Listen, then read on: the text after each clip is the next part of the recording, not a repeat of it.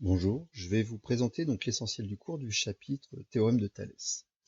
Alors, dans ce chapitre, on va s'intéresser donc à deux parties. D'abord la partie du théorème de Thalès et ensuite la partie de la réciproque du théorème de Thalès.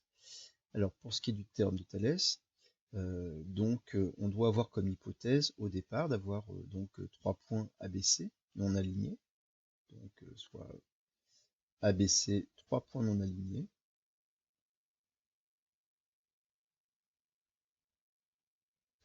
Et on doit aussi avoir un point B' qui appartient à la droite AB et un point C' qui appartient à la droite AC.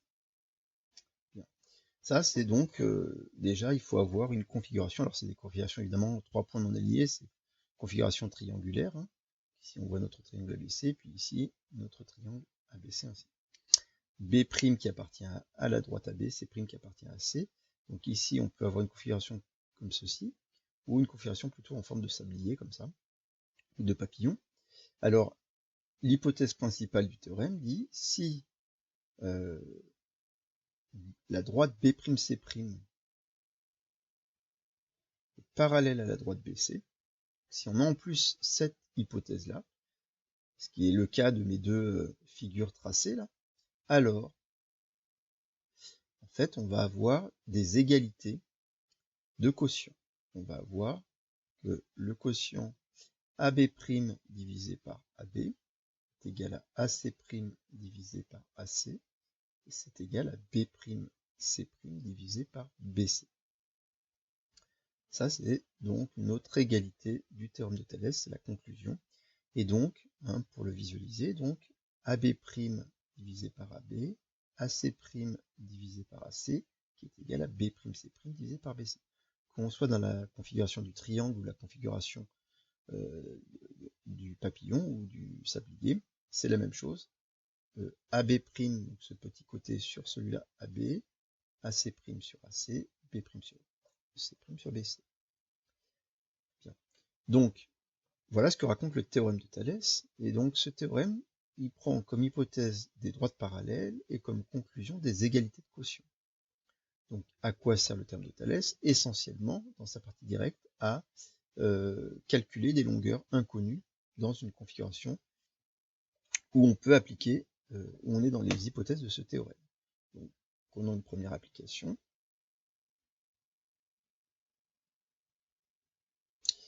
Donc, imaginons qu'on ait, alors on soit dans la configuration triangle là, donc je peux refaire d'ailleurs rapidement.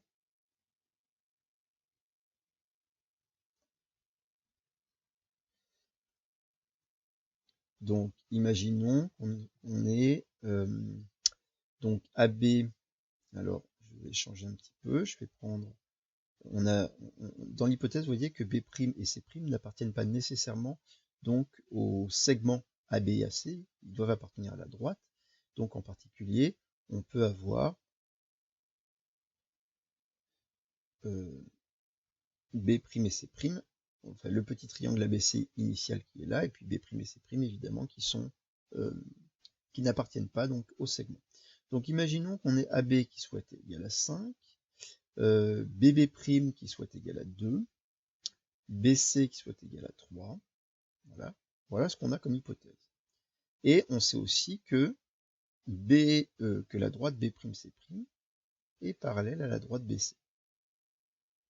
Donc ça fait partie de nos hypothèses initiales dans l'exercice. Donc, d'après le théorème de Thalès, on sait que AB' sur AB est égal à AC' sur AC est égal à B'C' sur BC. D'après le théorème de Thalès. Je ne rédige pas entièrement, mais évidemment, il faut citer qu'on est dans les configurations du théorème de Thalès et qu'on a l'hypothèse principale, et donc on peut en conclure ça, en citant le nom du théorème de Thalès. Et donc dans cette égalité des trois quotients, vous voyez qu'il y a des données et des inconnus. Ici, on connaît AB', alors AB', on peut en tout cas le calculer puisque AB est égal à 5 et BB' est égal à 2, donc AB' c'est égal à 7. AB c'est égal à 5. AC', on ne connaît pas. AC, on ne connaît pas. B'C' non plus. Et BC, c'est égal à 3. Et donc, en fait, dans cette, vous voyez que dans ces égalités, il y a un quotient qui est complètement inconnu. Et donc, on ne peut pas calculer les deux longueurs AC' sur AC. On n'a pas assez d'informations. Par contre, de ces égalités-là, on peut en déduire finalement une égalité. C'est le fait que B'C' sur 3, c'est égal à 7 sur 5. Et vous voyez que dans cette égalité, on a l'égalité de deux quotients et on a une seule inconnue. Donc, évidemment, on peut tout de suite calculer la valeur de B'C'. Et donc ce serait cette question-là qui nous intéresserait. Combien mesure le segment B'C'? Alors soit vous faites l'égalité des produits en croix, mais ici c'est un petit peu dommage. Ici il suffit de multiplier par 3 chacun des membres, comme une résolution d'équation classique, hein, vous vous rappelez. Donc on peut multiplier par 3 chaque membre, et ça nous donne donc B'C' est égal à 21. 3 fois 7, 21 sur 5. On peut écrire en écriture décimale. Ça nous fait du 4,2. Voilà. Bien. Donc, alors, voilà. Donc, je disais donc que le théorème de Thalès, son utilité principale dans la partie directe, c'est évidemment de calculer une longueur manquante lorsqu'on a une configuration qui ressemble au théorème de Thalès. On peut aussi évidemment avoir la même configuration dans, enfin, en tout cas dans la configuration, moi je dis la configuration sablier. On peut aussi effectuer le même type de calcul pour calculer les longueurs manquantes, puisque de toute façon, c'est exactement la même méthode. Alors ce qui est important aussi de voir, ce qui m'intéresse, c'est de voir que cette égalité, ces égalités, elles racontent de quelque chose de très important géométriquement, c'est que dans ces deux configurations, en fait, on obtient deux triangles qui ont des côtés proportionnels. Le triangle ABC et le triangle AB'C' sont deux triangles qui ont donc des côtés proportionnels, puisque vous voyez bien qu'il y a des rapports égaux entre, quand on fait le rapport des côtés 2 à 2. Et donc en fait, quand on a un rapport constant, quand il y a des deux triangles qui ont des côtés dont les longueurs sont proportionnelles, en fait, ça veut dire qu'il y a un des triangles qui est une réduction de l'autre ou qui est un agrandissement de l'autre. Et on dit que les triangles, dans ce cas-là, sont semblables. AB'C' et ABC sont des triangles semblables. Et de la même manière ici, quand vous regardez le triangle ABC et le triangle AB'C', même s'il y a retournement, ici on a une petite réduction. Le triangle AB'C' est une réduction du triangle ABC. Donc on va l'écrire quand même, ça c'est une conséquence importante. On obtient,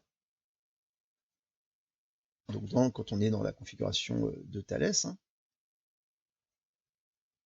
on obtient deux triangles. Donc c'est les triangles ABC et AB'C' qui ont des côtés 2 à 2 proportionnels. Qui ont des côtés proportionnels, côtés proportionnels dont les longueurs sont proportionnelles.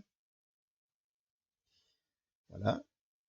L'un est une réduction de l'autre. Donc, évidemment, l'un est un agrandissement de l'autre.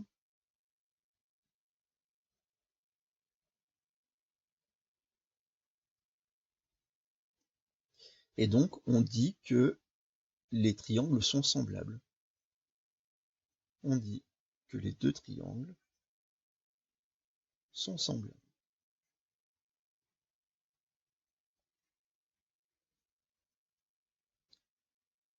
Voilà. Alors, maintenant, on va voir la réciproque du théorème de Thalès. Réciproque, qui est un autre théorème, mais très important. Réciproque du théorème de Thalès.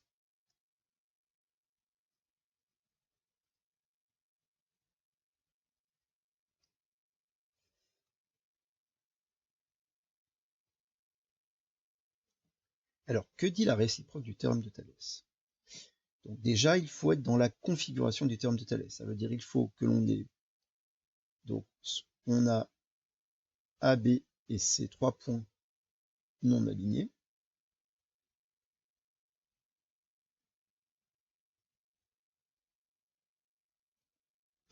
Ensuite, on a B' qui appartient à la droite AB, C' qui appartient à la droite AC.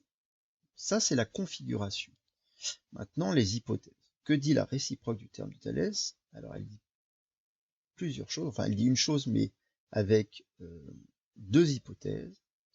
Donc, elle dit si A, B, B' et A, C, C' sont alignés dans le même ordre. Alors, on va en rediscuter, sont alignés dans le même ordre. Je vais vous montrer pourquoi. Et, alors on sait déjà qu'ils sont alignés en fait, parce qu'on sait déjà que B' appartient à B, donc A, B, B' sont obligatoirement alignés. C' appartient à C, donc A, C, C' sont obligatoirement alignés. Mais il y a une histoire d'ordre qui est très importante. Et l'autre hypothèse très importante, c'est si AB' sur AB est égal à AC' sur AC. Autrement dit, si on a une égalité là du théorème de Thalès, alors la droite B'C' sera parallèle à la droite BC. Et donc la conclusion, c'est une histoire de parallélisme. Ça veut dire que le théorème, la réciproque du théorème de Thalès va nous permettre à démontrer du parallélisme de droite. Alors, regardons un petit peu ce que racontent ces hypothèses. Donc ici, on a dit il faut avoir 3 points. Donc, prenons 3 points, un triangle, donc A, B, C par exemple, 3 points comme ça non alignés. Il nous faut B' qui appartienne à AB, C' qui appartienne à C. Et il faut qu'il y ait une égalité des rapports des distances qui soit vérifiée. Imaginez que ce rapport de distance était égal à 1/2. AB' égale 1/2 de AB. Pourquoi est-ce qu'on a besoin qu'ils soient alignés dans le même ordre? Je vous montre. Si on a B', donc qui se trouve au milieu de AB, C', donc on a bien AB' sur AB qui vaut 1/2. Imaginez que je prenne C', donc là j'ai à peu près la moitié là de AC, donc imaginez que je prenne C', mais de l'autre côté, c'est-à-dire de l'autre côté de A, donc j'ai à peu près C' ici. J'ai bien AB' sur AB, donc là je vais mettre ça égale ça, et puis je vais mettre ça, voilà. Vous voyez qu'ici vous avez AB' sur AB qui vaut 1/2, et AC' sur AC qui vaut 1/2.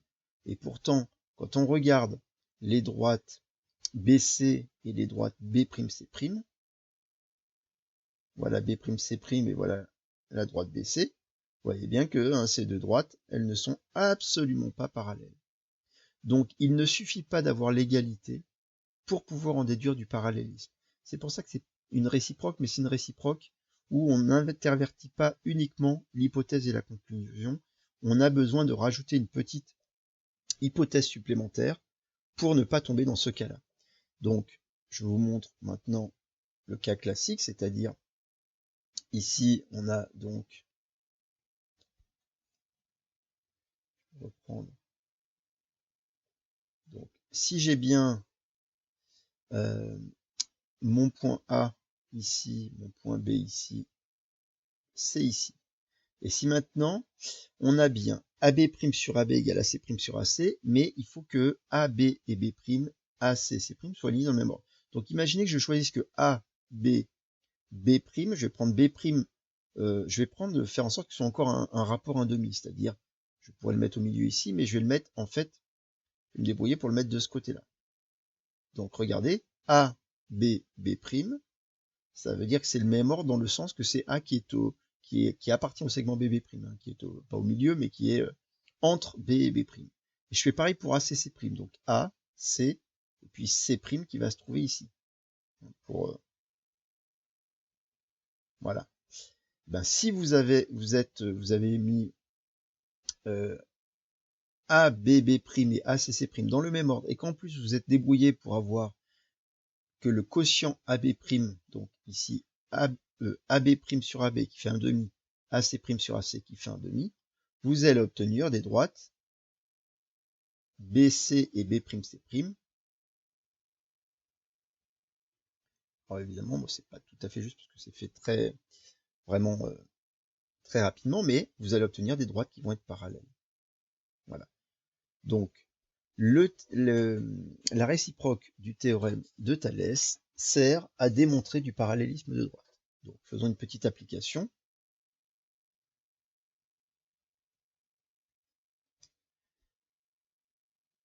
Donc, par exemple, je vais prendre une configuration. On va prendre, je vais changer mes couleurs quand même pour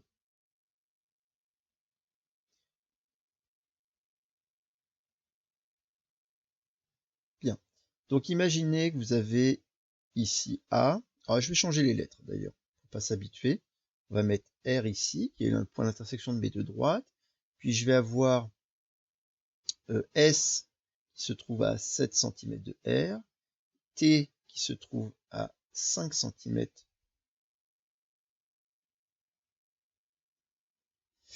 de S, donc là ça fait 5, ça fait 7. On va ensuite avoir N qui est à 21,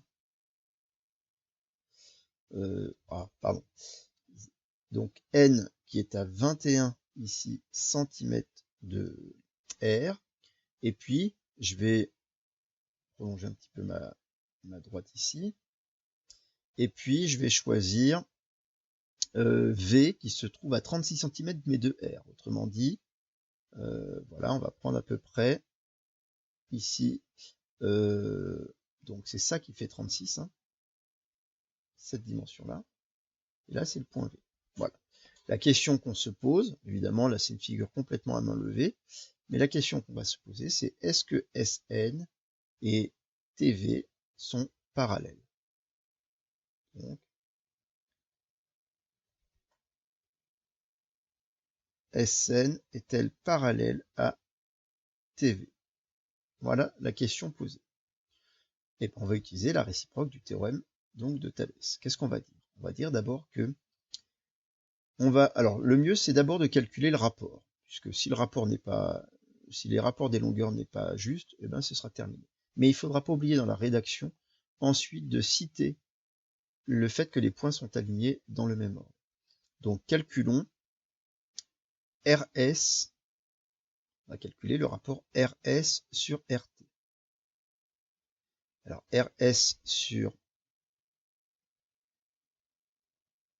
RT, c'est donc été. Alors on va calculer le premier rapport individuellement, donc c'est égal à 7 sur 7 plus 5, 7 plus 5 c'est égal à 12. Donc ça fait 7 douzièmes. 7 douzièmes, c'est une fraction qui est irréductible, 7 est un nombre premier, et 12 n'est pas un multiple de 7. Calculons maintenant le rapport RV sur Rn. Alors RV sur Rn, donc c'est Rn sur RV, attention, il faut mettre le même ordre. Petit côté sur grand côté, donc Rn sur Rv, donc c'est égal à, on a dit que ça faisait 21, alors le 21 c'est lui, hein, c'est Rn, 21 sur 36. Donc là on peut essayer de simplifier, 21 on peut diviser par 3, c'est 3 fois 7, et 36 c'est 3 fois 12. Et donc on trouve encore 7 douzièmes. Ah, on a bien l'égalité des rapports. Donc maintenant dans la rédaction, on va dire les points R, S, T et R, N, V sont alignés dans le même ordre. On peut le vérifier. Hein. R, S, T, R, N, V, vous voyez, qui sont alignés dans le même ordre. La manière dont on a décrit les points sont alignés dans le même ordre.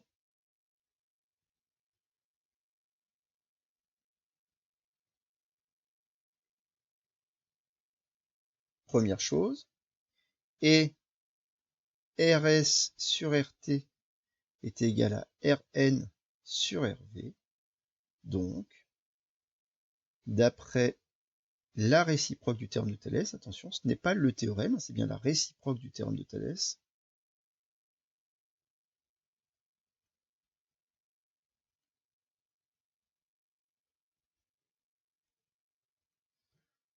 On peut conclure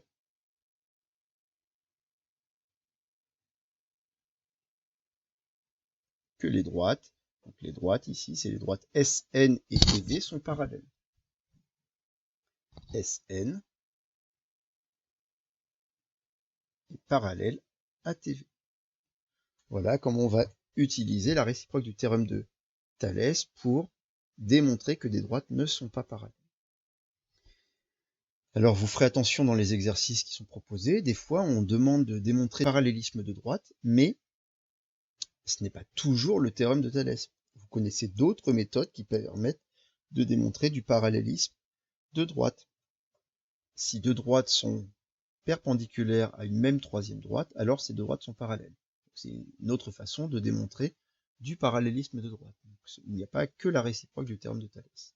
Voilà. Donc vous retenez, théorème de Thalès, on doit avoir du parallélisme et on en déduit des égalités de vecteurs, des égalités de rapport, ça permet de calculer des longueurs manquantes. Réciproque du théorème de Thalès, on a suffisamment de longueur pour pouvoir calculer les deux rapports, et on se pose la question, est-ce que les droites sont parallèles? Voilà pour cet essentiel du cours sur le théorème de Thalès. Bon courage pour les exercices. Au revoir.